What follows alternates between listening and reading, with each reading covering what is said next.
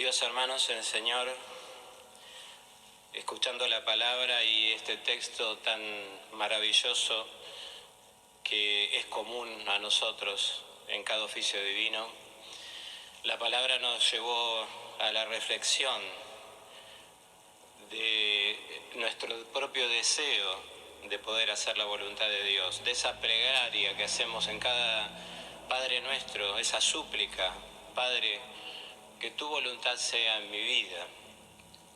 El amado apóstol nos mostraba cómo son las cosas en el cielo, porque así es la oración del Padre Nuestro, que en el cielo sea, que es como en el cielo sea en la tierra.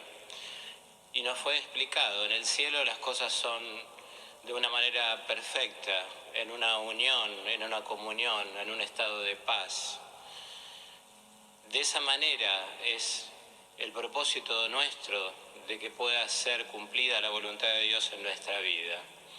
No entonces bajo una amenaza, bajo una presión, no bajo un miedo, no bajo una especulación, sino en el intentar hacer las cosas como en el cielo, que las cosas de Dios estén incorporadas dentro de nuestro ser. Y hermanos, cuando uno aprende un idioma, muchas veces está en su mente traduciendo permanentemente lo que uno quiere decir al idioma en el que se quiere expresar. Está haciendo un esfuerzo de alguna manera para poder hablar en algo que no es su naturalidad, aquello en lo que nació. Pero la lengua materna nos enseña, la lengua materna es algo que se adquiere, que se incorpora y que sale espontáneamente. Por eso es importante la obediencia como un punto de referencia para saber lo que es la voluntad de Dios y lo que nos conviene hacer. Y entonces, en muchos momentos de nuestra vida de fe, hemos intentado y nos hemos esforzado por obedecer. Y ese esfuerzo significa que hubo algo que nos costó. Quiere decir que no había algo que era plenamente claro para nosotros, de que convenía hacerlo así. Pero lo hicimos porque hemos obedecido, porque hemos confiado, porque nos lo había dicho Dios. Ha sido importante y seguirá siendo importante la obediencia a Dios. Pero hay un plano espiritual aún mayor, y es poder obrar naturalmente bajo la voluntad de Dios. Ya no es la obediencia, no es algo que me cuesta. Y entonces pienso, hermanos, en este momento en el Salmo 40, donde allí es mencionado: el hacer tu voluntad me agrada, porque tu ley está en el centro de mi corazón. Cuando hay algo que está en el centro del corazón, hermanos, no tenemos que estar entonces razonando constantemente: esto lo tengo que hacer, esto no lo debo hacer. Ya es algo que surge, porque el amado Dios ha hecho una renovación en nuestro ser. Y entonces ese es nuestro deseo, que podamos tener esa renovación en nuestro sentir y en nuestro pensar, para que podamos obrar la voluntad de Dios con alegría, que nos agrade obrar la voluntad del amado Dios. ¿Y cuál es su voluntad, hermanos? La voluntad de Dios es que todos sean salvos. Pero esta palabra, hermanos, que también es conocida para nosotros de 2 Timoteo, tal vez quisiéramos enfocarla en un modo más personal, más íntimo, y pensar: la voluntad de Dios es que yo sea salvo. Y entonces, en esa relación íntima, personal, hermanos, vamos a poder asimilar mejor esta palabra. Es como cuando uno diría: bueno, hay algo que está por encima de todo. Dios quiere mi salvación. Y entonces lo ponemos adelante de todo, hermanos, como si fuera una marquesina de nuestra vida. Dios quiere mi salvación. Si debajo de eso entonces encolumnamos todo lo que nos sucede, entonces en el momento de adversidad, en el momento de duda, en el momento de dolor, levantemos nuestra mirada, hermanos, y veamos esa marquesina bien grande: Dios quiere mi salvación.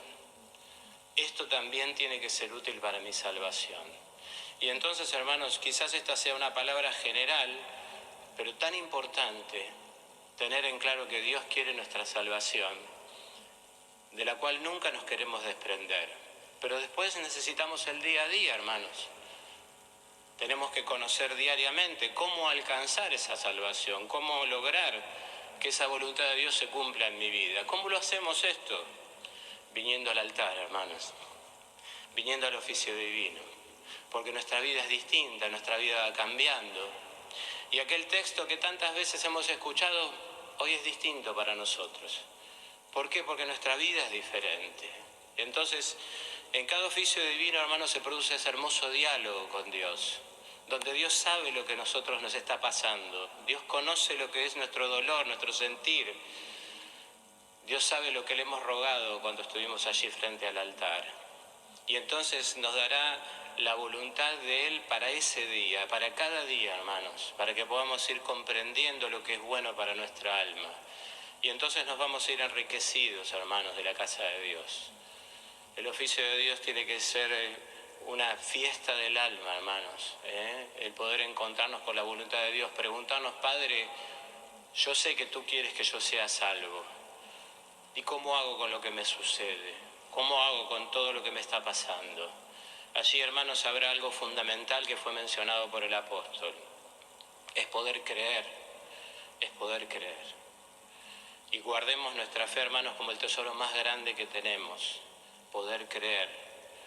Porque a partir de ese poder creer, entonces vamos a aceptar lo que nos sucede y vamos a recordar aquella nuevamente sentencia, definición. Dios quiere que yo sea salvo y creo en esto, creo en Jesús, creo en su amor. Lo que me está sucediendo no me impide seguir creyendo en Él, no me hace dudar de su amor. Y hay muchas cosas que no entendemos, hermanos, así seguirá siendo. Pero no estamos en la iglesia porque lo hemos entendido todo. Estamos aquí porque todos hemos sentido el amor de Dios. Y esto es lo que nos tiene que impulsar cada día. Y se ha hablado de la unión porque somos parte de una comunidad, hermanos. Hay veces donde quisiéramos estar lejos de nuestra vida, lejos del lugar donde vivimos. En ese lugar donde Dios nos ha colocado es donde tenemos que crecer.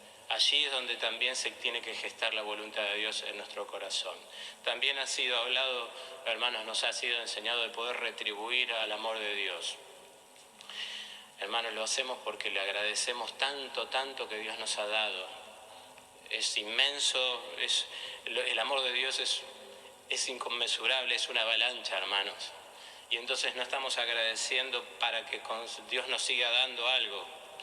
Esto lo contamos que será así, hermanos. Agradecemos por lo que ya nos ha dado, por lo que nos da y por lo que nos dará. Y por último, hermanos, fue mencionado poder aceptar al que es distinto que nosotros, poder aceptar a aquel y ayudar a aquel que es culpable. Hermanos, no está en nuestro lugar, no está en nuestro cometido ejercer el juicio sobre nadie, los merecimientos de alguien. Hermanos, queremos ayudar a aquel que no nos puede dar nada. Queremos ayudar a aquel que según nuestro parecer o el parecer humano no se lo merecería. En definitiva, ninguno de nosotros somos merecedores del amado de Dios. Todo ha sido gracia y seguirá siendo gracia, hermanos. Y entonces breguemos para que pueda haber esa renovación interior nuestra. Y entonces será una dicha y un placer poder obrar la voluntad de Dios. Amén. Amén.